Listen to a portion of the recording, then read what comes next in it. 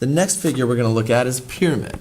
So like the Egyptian pyramids or anything like that. So there's a basic formula for these two types of pyramids. So I have two basic types, and this one has a base that's a rectangle or a square, so you can have squares or rectangles. We call this a rectangular, say a rectangular pyramid. And this, I bet you couldn't guess if it has a triangle base, it's going to be called a triangular pyramid.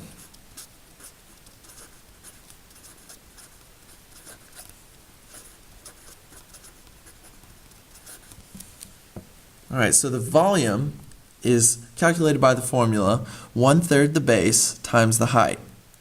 Alright, so how does the base change between a rectangular pyramid and a triangular pyramid?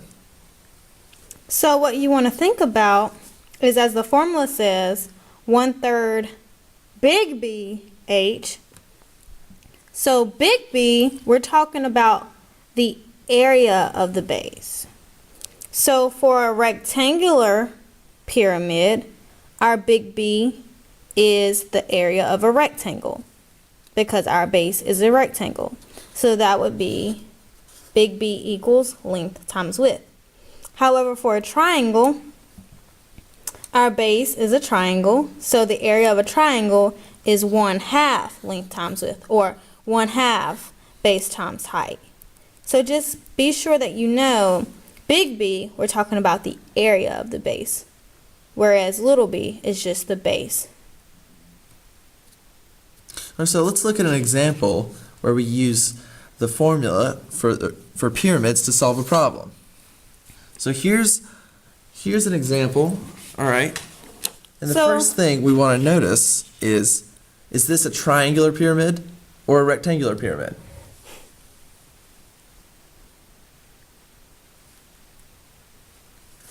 What do you think, Miss Taylor? Triangular pyramid or rectangular pyramid? Triangular! Alright, thank you very much. Alright, so let's check out this example. Find the volume of the triangular pyramid that has a height of 5 centimeters. Alright, so if this one has a height of 5 centimeters, that would be a height from here down to the very bottom, or a center of this pyramid. So, to find the volume, we're going to take 1/3 base times height. So think for a moment, what big B are we going to use with a triangular base? Remember, big B is the area of that base. So the area of a triangle would be 1/2 base times height, or 1/2 length times width. And for this right triangle, we're given the length and the width. Alright, so let's think about what big B would be in this situation. So here we have a triangular base, so we're going to take the area of the triangle. So 1/3 times 1/2 base times height, little b, but the base times height, or the height here. So I'm just going to say h sub 1 to signify that this is not the same base here. And I'm going to multiply it by the height of the pyramid, h. Alright, so all of this goes together as 1/6, or in fact we can just find the area of the bottom first, but we can say 1/6 times 3 times 4 times 5.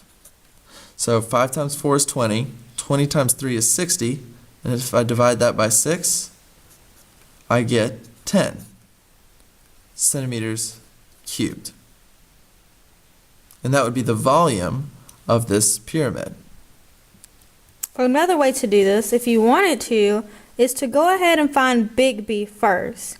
So for this problem, big B would be 1/2 the base times, which is 3, times the height, which is 4. So big B would just be 1/2 of 12, which is 6. And you could just plug that in for big B. That's another Right. way to do it. So yeah, you could just plug it in right here.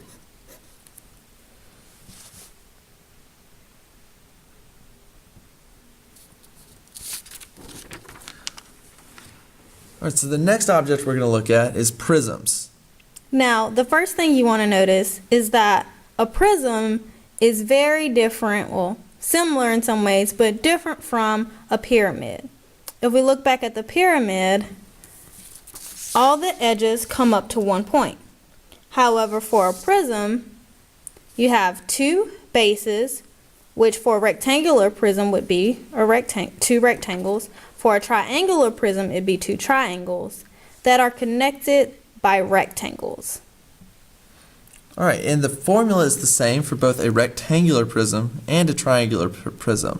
So we have volume equals big B, which is just the base, times the height. So the area of the base here on a rectangular prism is just length times width. And the area for the triangle is just the base times the height of the triangle. So we would have the base times the little b times the height of the triangle. So this is little b. Don't forget, we're doing 1/2. Oh, excuse me. 1/2 base times height. Because that's the area of a triangle. All right. So to think about these, always remember that what is the shape of the base, and what big B do we use? Do we use length times width, or do we use 1/2 base times height? So let's look at an example.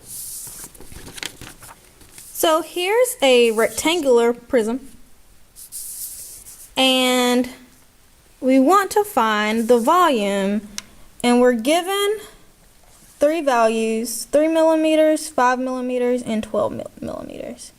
All right, so we have volume equals big B times height, and big B, since we have a rectangular prism, can be broken down into length times width. So let's just plug those values in. Volume equals 3 times 5 times the height, which is 12. 3 times 5 is 15 times 12. So 15 times 12, I'll go to my calculator.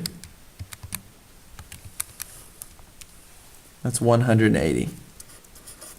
And I'm not just going to leave it at 180.